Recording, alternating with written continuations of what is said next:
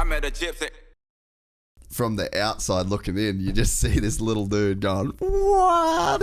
Fifth gear wide open around a turn at Phillip Island. And you think like, he's fucking crazy. But in your head, that's your way of making that corner as safe as possible. Yep. And nobody really knew why. That's fucking mind-blowing. But that makes so much sense. And so you're working your way around each of these tracks trying to figure out the safest way.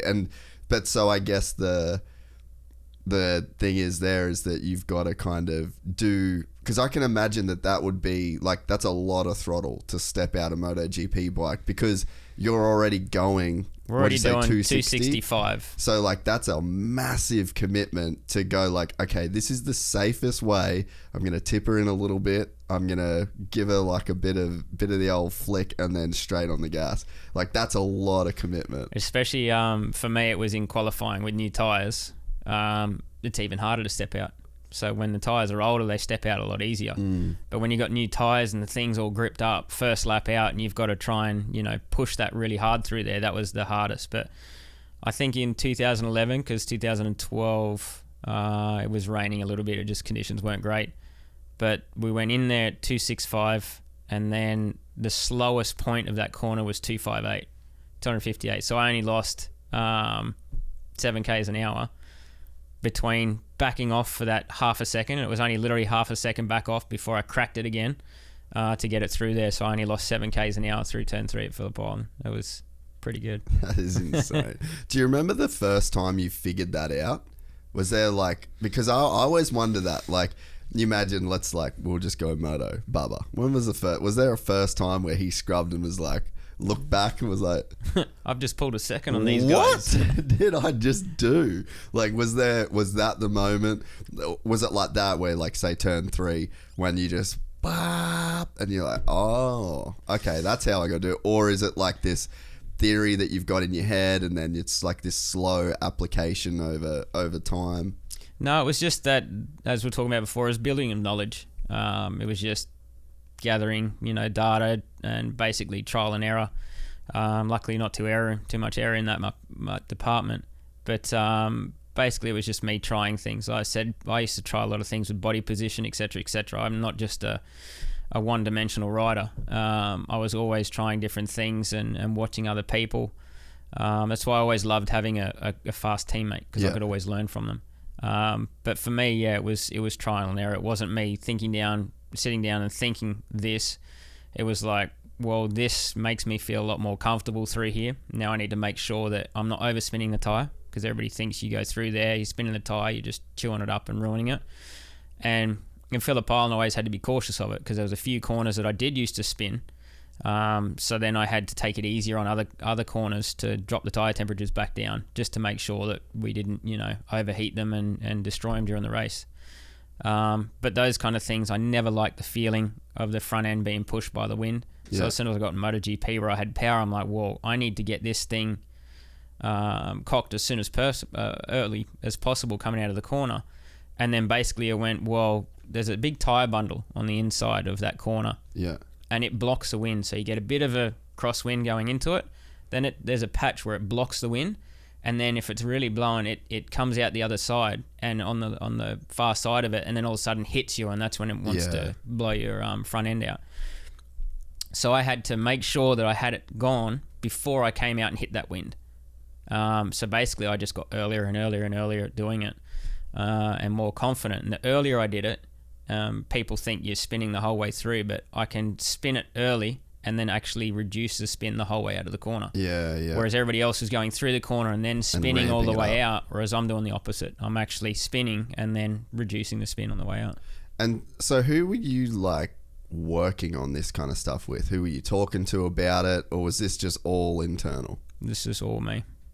That's so sick. I didn't ever have anyone to work with, so my engineer was good. I used to talk to him about things and explain to him what I was doing, but we never discussed how I had to ride. He never, ever told me how I had to ride. I never had anyone giving me any advice on how to ride.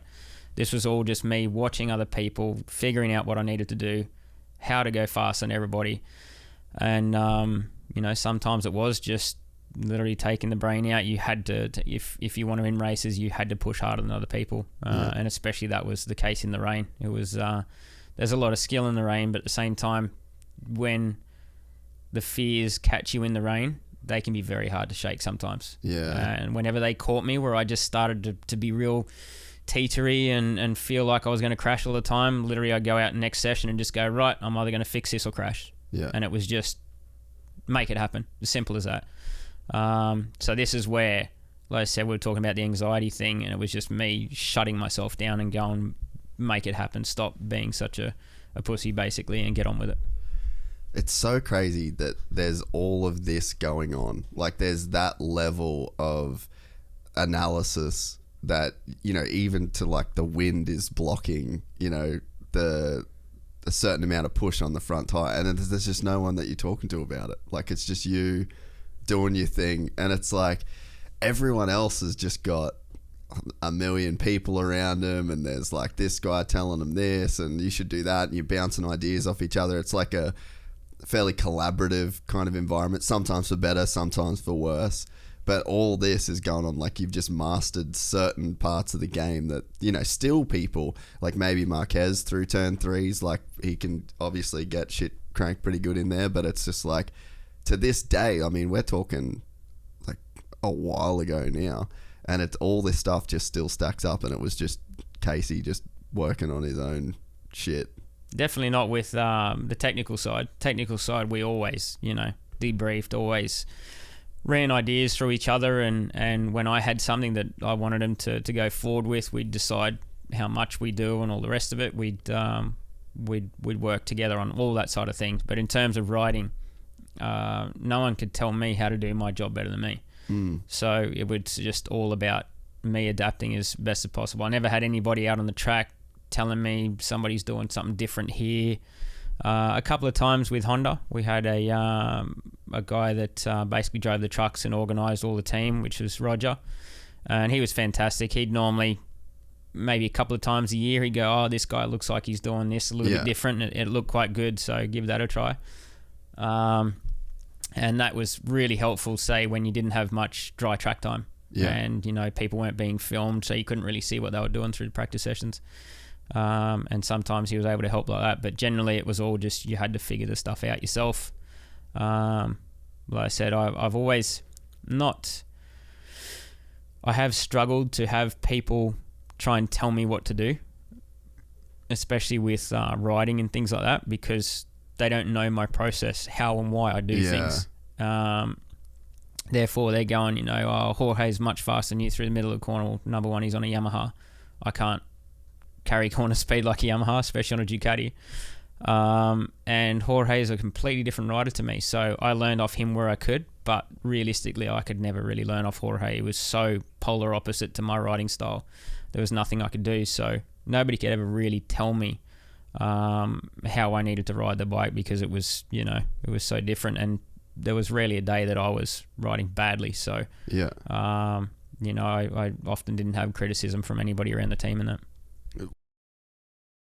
If you enjoyed this content, please like and subscribe. And to listen to the full 3-hour podcast, search Gypsy Tales in your favorite podcast platform or click the link in the description below. Gypsy Gang.